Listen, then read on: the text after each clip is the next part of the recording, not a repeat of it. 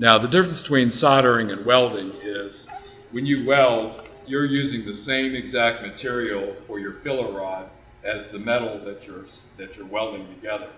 For solder melts at a lower temperature because you don't want to overheat the copper and have the copper thing melt. If it's red hot, it's probably ready to solder. If it's red-orange, it's getting to the point where it's a little dangerous and might melt. And when it's yellow, it's probably going to melt and turn into a ball. What the flux does is it helps lower the temperature a little bit more, and it also, of the solder's melting point, it also provides a little protective area on there that keeps it unexposed to air, which causes oxidation. You set your piece on there, and you notice it wasn't a perfect fit. So we'll see how well it does. Maybe it's going to fill that in, maybe it's not.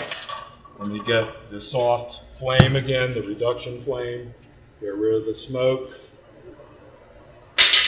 add the oxygen.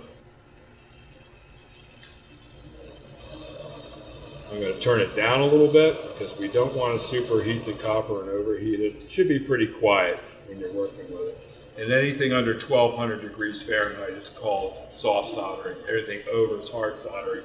And like I said, this melts about 1500 to 1650. All right, so you heat your metal. And the difference, another difference with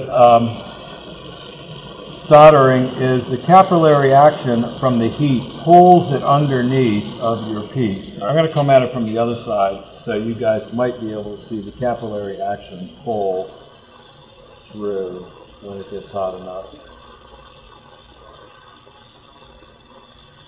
All right, it starts to flow. It happens very quickly. Probably have way too much on there. It spreads like water once it's on there.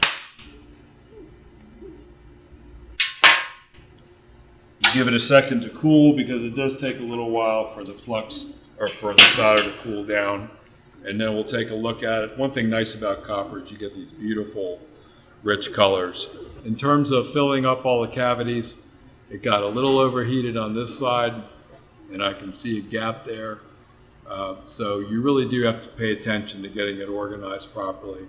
And this is how you solder jewelry, same way. That's why rings have to have a really perfect match up of the opposing forces there.